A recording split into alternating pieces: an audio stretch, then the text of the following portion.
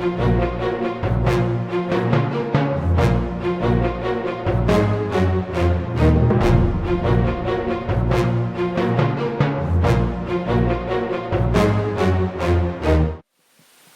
जो linguistic minority मथो असां अॼु ही सेशन खयो आहे, ही सेशन अध मुने कलाक जो, हिकु ॾींहं जो, ॿिनि ॾींहंनि जो कोन्हे।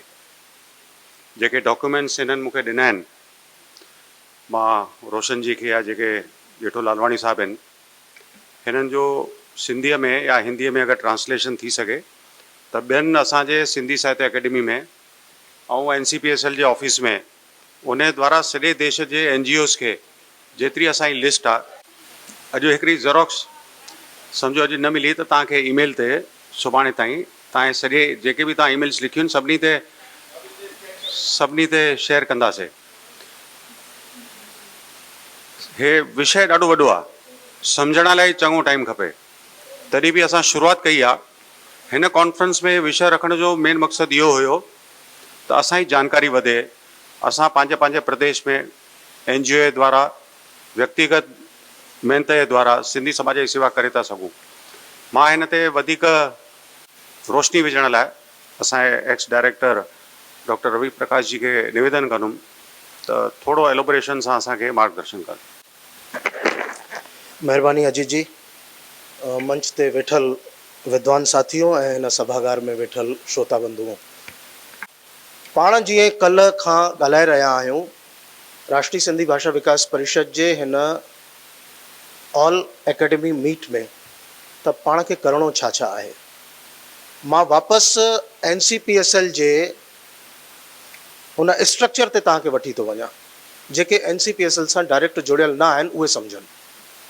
NCPSL जे मेंबरशिप जो जेको स्ट्रक्चर आहे, उहो स्ट्रक्चर छा आहे, उहो जेके मेंबर आहिनि, डायरेक्टर आहिनि, उहे सभु इन ॻाल्हि खे सम्झी सघनि था पिया। उन में 4 क़िस्म जो स्ट्रक्चर आहे ऐं उहे जेके स्ट्रक्चर्स आहिनि उन में सोशल वर्कर भी मेंबर ठही सघे थो पियो, सिंधी भाषा प्रेमी भी मेंबर ठही सघे थो पियो, हिकिड़ो प्रोफेसर भी ठही सघे थो पियो और इंस्टीट्यूशन हलाइण वारो भी थी सघे थो पियो। तव्हां सभु जेके आहियो उन जे MOA खे ध्यान सां ॾिसंदा त नज़र अची वेंदी। हाणे ॾिसो, ॿिज उते ई पोखिजी वञे थो पियो जेका ॻाल्हि डॉक्टर साहब अॼु हींअर तव्हांखे 2 मिंट अवल ॿुधाई आहे। कीअं ॿिज पोखिजी वञे थो पियो? त ॿिज पोखिजी इन रूप में वञे थो पियो त उहे सभु सॼण सरकार जे साम्हूं असां पोयनि 70 सालनि में डिमांड रुगो रखी आहे त भाषा जो विकास कयो।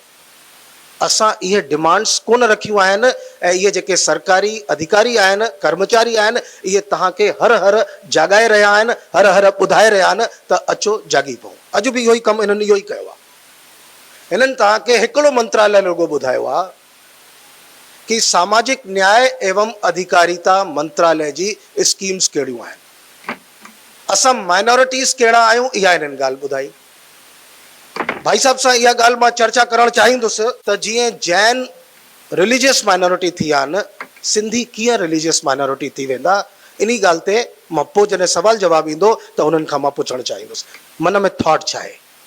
जेकॾहिं उहो थॉट लॻे थो पियो कि असांजे एलिजिबिलिटी खे पूरो करे थो पियो त we should proceed in that direction, ऐं जेकॾहिं न त पोइ असांखे उन डायरेक्शन में वधणु खपे जंहिं डायरेक्शन जा हक़ वास्ता असांखे मिली सघनि था, न मिलिया आहिनि छो त असां इहा ॻाल्हि डिमांड कोन कई आहे। हिकिड़ो बुनियादी सवाल, संविधान में साफ़ लिखियो पियो आहे त माइनॉरिटी केरु आहे और लिंग्विस्टिक माइनॉरिटीज़ जे लाइ जेका कमीशन ठहियल आहे, जंहिंजी हेड ऑफिस इलाहाबाद में हुई, हाणे दिल्ली शिफ्ट थी वई आहे, ऐं तव्हांखे ॿुधाईंदे फ़खुर बि महसूसु कयां थो पियो, बट विद सवालिया निशान त 2 कमिश्नर सिंधी 3 सालनि जे लाइ, डॉक्टर साहब 3 सालनि जे लाइ 2 सिंधी उन में कमिश्नर रहिया आहिनि, आदरणीय श्रीमान सुरेश केसवाणी जी और आदरणीय श्रीमान नंदलाल जोतवाणी जी। 6 साल सिंधी समाज के मिलिया, एग्री कयो था पिया, 50 खां वठी करे और 2017-18 ताईं 52 रिपोर्ट्स अची चुकियूं आहिनि। लिंग्विस्टिक माइनॉरिटी कमीशन हिकिड़ी बर्पा थियल आहे, 52 रिपोर्ट्स उन जी अची चुकियूं आहिनि। 52 रिपोर्ट्स में 6 रिपोर्ट्स असांजे हर साल जी हिकु रिपोर्ट लॻभॻि थींदी आहे, पर असांजे उन दोस्तनि, उन्हनि सिंधी साथियुनि 6 सालनि में 4 रिपोर्ट या 5 रिपोर्ट्स त ॾिनियूं हूंदियूं। रिपोर्ट वयूं आहिनि, न रिपोर्ट सबमिट थियूं आहिनि, उहे उन्हनि जे उहे त सरकारी कमु थींदा ई आहिनि, उहे थींदियूं आहिनि। हाणे मां जेकी ॻाल्हि चवणु चाहियां थो उहा ध्यानु सां ॾिसो। उन 6 सालनि में उन रिपोर्ट्स में छा पूरे भारत में Sindhi as a linguistic minority आहियूं, इहा ॻाल्हि एस्टेब्लिश थी आहे छा? ॿुधो ध्यान सां, उत्तर प्रदेश में सिंधी रहंदा ई कोन्हनि as per the report given by the linguistic minority commission. Madhya Pradesh में भी इहा स्थिति अथव। हाणे किथे फ़ाइदो आहे? छो त कच्छ बॉर्डर आहे, गुजरात में सिंधी लिंग्विस्टिक माइनॉरिटी रहनि था पिया, और असांजे भाग्य सां हिकिड़ो सिंधी ऑफिसर उते अची वियो आहे, हुन सिंधी खे हिकिड़ो कनेक्ट कराए छॾियईं। रिपोर्ट में इहा लिखियल आहे ॻाल्हि त लिंग्विस्टिक माइनॉरिटी जे रूप में सिंधी गुजरात में आहिनि, उनजो सॼो फ़ाइदो हिननि खे मिलियो और उहो हक़ हुननि हासिल कयो, लिखी करे, झगड़ी करे, कंहिं बि रूप में। हिननि गॾो इशारो बि कयो त इहो कीअं करे सघूं था पिया। असां सभु हिते वेठा आहियूं, रिप्रेज़ेंटेटिव आहियूं, मां कल्ह बि ॻाल्हि चई, एम्बेसडर्स आहियूं। पाण खां पुछी ॾिसूं, असां ख़त ॾाढा लिखंदा आहियूं, माफ़ु कजो मां थोरो कौड़ो ॻाल्हाइणु वञा थो। हाणे ख़त ॾाढा लिखंदा आहियूं असां, पर कहिड़ा ख़त लिखंदा आहियूं? जेकी दुकान असांजी खुलियल आहे न, उन खे बंदि कराइण जे लाइ। असां ख़त उहे सरकार खे कॾहिं न लिखंदा आहियूं कि असांखे कहिड़े कहिड़े मिनिस्ट्री में असांखे हक़ वास्ता खपनि, ऐं जेकॾहिं ख़बर बि आहे त पाड़ेसरी खे न ख़बर पए, इहा बि चिंता रखंदा आहियूं। जेकॾहिं अगरि मूंखे सामाजिक न्याय अधिकारिता मंत्रालय जी काई स्कीम ख़बर पइजी वई, लिंग्विस्टिक माइनॉरिटी जी काई स्कीम ख़बर पइजी वई, त वधि में वधि रिश्तेदारी में ॿुधाए छॾींदुसि, पड़ोसी खे कोन ॿुधाईंदुसि। त जेकॾहिं अगरि हिते अॼु वेठा आहियो ईमानदारी सां ब्रेन स्टॉर्मिंग करण जे लाइ, त सम्झण जी ज़रूरत आहे। वरी वापसि मां तव्हांजे हुन बुनियादी सवाल जी तरफ़ तव्हांखे वठी वञा थो पियो त कॉन्स्टिट्यूशन में असां लिंग्विस्टिक माइनॉरिटी आहियूं। वेंदे ई शर्त पहिरियों ख़त लिखो, पंहिंजे डीएम खे ख़त लिखो कि छा पंहिंजे ज़िले में असां सिंधी लिंग्विस्टिक माइनॉरिटी आहियूं। डीएम जी निंड थोरी फिटायो, डीएम रिसर्च करे उहे कागर कढाईंदो, अॻियां मार्क कंदो, और तव्हांखे जेके अधिकार उन जे तरफ़ां रिपोर्ट मिली वेंदी, उन जे आधार ते तव्हांजो दौड़ तव्हांजी सहज थी वेंदी। ही हिननि जे जज़्बे खे सलाम आहे त इहे चवनि था महाराष्ट्र में बि अची करे कमु कराईंदुसि मां, पर महाराष्ट्र में अची करे कमु कराइण जे लाइ बुनियादु पको करण जो कमु महाराष्ट्र जो आहे, उहो हिननि जो कमु कोन्हे। इहो ही तव्हांखे अटेंशन वठी ॾींदा, मंत्री सां मुलाक़ात कराए ॾींदा, तव्हांखे अधिकारी सां मुलाक़ात कराए ॾींदा, उन खे चवंदा ये नोटिफिकेशन है सर, इसके आधार पर आप ओके कर दो। सरकार खे बि प्रॉब्लम न थींदी, अधिकारी खे भी प्रॉब्लम न थींदी, पर तहां सोचींदो कि घर वेठा हुजूं और अधिकारी अची चए कि आपके लिए सरकार ने एक सिंधी मिल्क का पाउच लॉन्च किया है, आके ले जाओ, ये कोन थियण वारो आहे। त पाण खे सम्झण जी छा ॻाल्हि आई हींअर?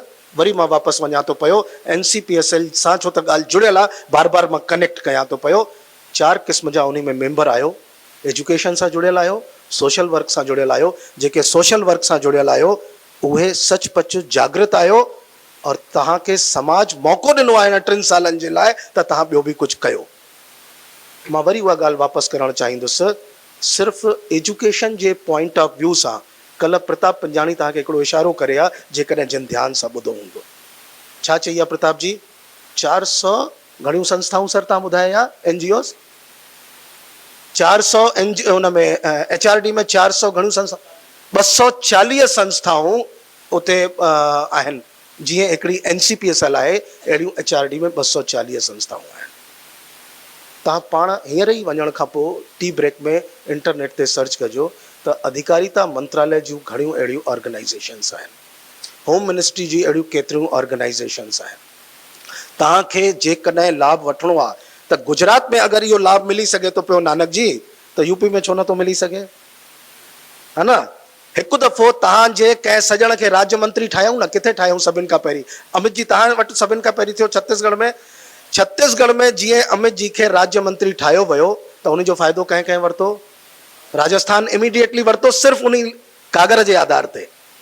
और हाणे महाराष्ट्र वारा बि तयार आहिनि, हाणे यूपी वारा बि तयार आहिनि। चवणु चाहियां थो पियो मां कि तव्हां वटि हिकिड़ो बेस तयारु थी वियो।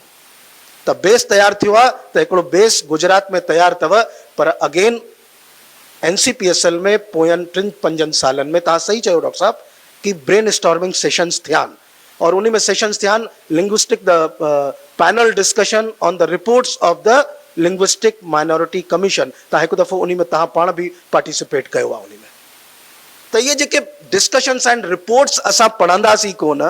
एजुकेशन जा हलो माण्हू आहियूं, एजुकेशन ते घणियूं रिपोर्ट्स सबमिट थियल आहिनि, कहिड़ा कहिड़ा आयोग ठहिया आहिनि, कहिड़ा कहिड़ा कमीशन ठहिया आहिनि, घणनि ॼणनि खे ख़बर आहे। NCPSL में मुंहिंजो किताब पास छो नथो थिए, सिंधी एकेडमी में मुंहिंजे किताब खे अवॉर्ड छो नथो मिले, उन जी चिंता त रहंदी आहे। पर इहा चिंता छो न रहंदी आहे त समाज जे योजनाउनि जो फ़ाइदो समाज खे कीअं मिले, इन जी ॻाल्हि असां छो न सोचींदा आहियूं। त जेके मंत्रालय आहिनि उन्हनि खे दोस्तों रिसर्च कयो, जेके हिते पॉलिटिकल विंग सां जुड़ियल आहिनि। मूंखे ॾाढी ख़ुशी थी त अॼु हू काॾे वियो नज़र नथो अचे, आदिपुर वारो नौजवान दोस्त आहे, ॿाहिरि वियो आहे। हुन पंहिंजे परिचय में अॼु छा चयो तव्हां ॿुधायो? मां पॉलिटिशियन आहियां।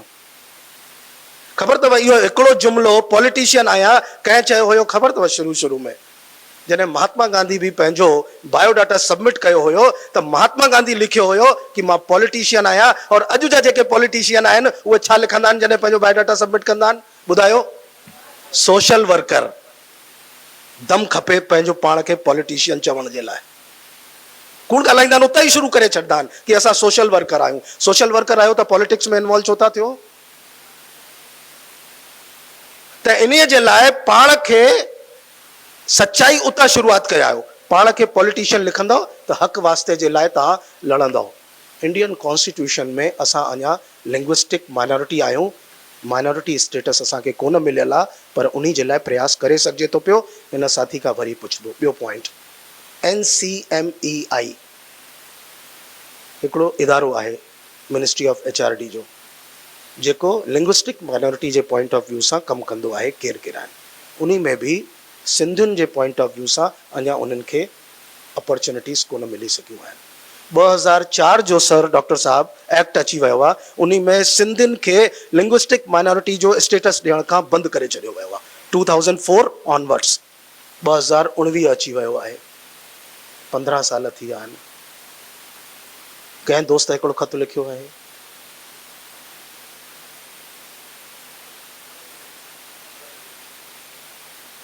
मां वरी चवां थो पियो असांखे पंहिंजी हर हिकु मंत्रालय में ऑर्गेनाइजेशन ठारायो। अॼु मां वरी उहो सुपिनो तव्हांजे साम्हूं रखां थो पियो कि मिनिस्ट्री ऑफ कल्चर में national council for promotion of Sindhi culture जी संस्था बर्पा थी सघे थी पई। सवलो आहे, 20 मेंबर उन में बि थींदा, सरकार बजट अलॉट कंदी, उन खां पोइ तव्हां एक्टिविटीज़ कयो।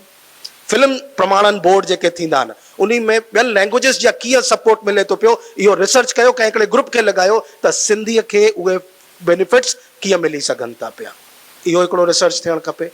होम मिनिस्ट्री में असां केतिरा माइग्रेंट्स अचूं था पिया, अॼु ॾींहं ताईं उन्हनि जी प्रॉब्लम सेटल थी आहे छा? रोज़ माइग्रेंट सिंध मां अचनि था पिया।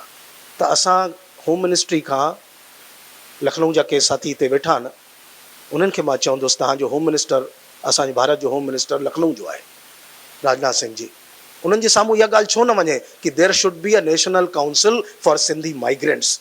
असां डिमांड त कयूं न, सिंधी माइग्रेंट्स जे लाइ असांखे हिकिड़ी कमीशन डिमांड करणु खपे। तव्हां इदारा खोलींदा वञो। ऐं आख़िरी में मां हिकिड़ी ॻाल्हि चवणु चाहींदुसि, तव्हां पाण खां पुछी ॾिसो छा तव्हांजी पंहिंजी संस्था, जेके हिते वेठा आहियो, पंहिंजी संस्था, कोई बि तव्हां हिकु बि संस्था ठाही आहे? वरी उहा ई ॻाल्हि रिपीट कंदुसि, पहिरीं बि चवंदो रहियो आहियां, सरकार खां तव्हां डिमांड न कंदव त सरकार खे ख़बर कोन पवंदी। त इन जे लाइ तव्हांखे छा करिणो आहे, अॼु खां हिकिड़ी ॻंढि ॿधो, जेके सोशल वर्क में आहिनि, जेके पॉलिटिकल वर्क में आहिनि, त उहे पंहिंजे पंहिंजे शहर में हिकिड़ी संस्था बर्पा कराइनि और उन जो नालो लिखनि सिंधी भाषाई अल्पसंख्यक मंच, सिंधी भाषाई अल्पसंख्यक समिति, सिंधी अल्पसंख्यक भाषाई अल्पसंख्यक संघ। जेको बि शब्द तव्हां प्रयोग करणु चाहियो उहो भाषाई अल्पसंख्यक जो तव्हां पंहिंजी पंहिंजी जाइ ते हिकिड़ो संस्था शुरूआत कयो। और उन ते ई ॿुधायां थो पोइ तव्हांखे, उन ते ई, उन लेटर हेड ते ई तव्हां डिमांड, पंहिंजी रिक्वेस्ट मोकिलणु चालू कयो। सिंधी भाषा विकास परिषद, सिंधी सखी समाज और इहे सभु भले जेके आहिनि उहे हुजनि। और भारत सरकार NGOs खे ई त ॾींदी आहे न सर, तव्हां चयो न NGO खे फंडिंग मिलंदी आहे न 25 लख रुपए ताईं, इहा ॻाल्हि ॿुधाई। असां पंहिंजो NGO सरकारी नियमनि मूजिबि केतिरा ठाहे रखिया आहिनि। असांखे हर मंत्रालय खे ध्यान में रखंदे NGO पंहिंजा समितियूं पंहिंजूं संस्था पंहिंजूं ठाहिणु खपनि, हर मंत्रालय जी दृष्टि सां। त जंहिंखे जंहिंमें रुचि आहे उहो उन में अॻियां अचे, जंहिंखे मेडिकल में रुचि आहे उहो मेडिकल जो कमु करे, जंहिंखे एजुकेशन में रुचि आहे उहो एजुकेशन जो कमु करे, जंहिंखे सामाजिक न्याय अधिकारिता मंत्रालय में खपे उन में रुचि वञे। और छा जेके बि असां आहियूं पूरे भारत में एॾियूं संस्थाऊं, सोचे ॾिसूं त मुख़्तलिफ़ संस्थाउनि में सिंधी मेंबर घणा आहिनि? उन में सर घणा हूंदासीं? तमामु घटि। कॾहिं असां पंहिंजे जेके क्लोज़ सर्किट में असांजा आहिनि, जेके नेता सुञाणनि था, जेको प्यार कंदा आहिनि, उन्हनि खे असां चई सघिया आहियूं कि हमें सर यहाँ पर करवा दीजिए, सिर्फ़ एकेडमी और NCPSL में करवा दीजिए। क्यों? उते प्रोफेसरनि खे, लेखकनि खे, साहित्यकारनि खे अचण जो ॿिया दर खोलियो दोस्तो। संस्थाऊं खोलींदव, सरकार जे साम्हूं नॉक कंदव त उन जा फ़ाइदा मिलंदा। और अहिड़ा प्रोग्राम, स्पेशल प्रोग्राम अहिड़ा थियणु खपनि। इन ते लिंग्विस्टिक माइनॉरिटी जे पॉइंट ऑफ व्यू सां, माइनॉरिटी जे पॉइंट ऑफ व्यू सां वरी सोचण जी ज़रूरत आहे। महिरबानी।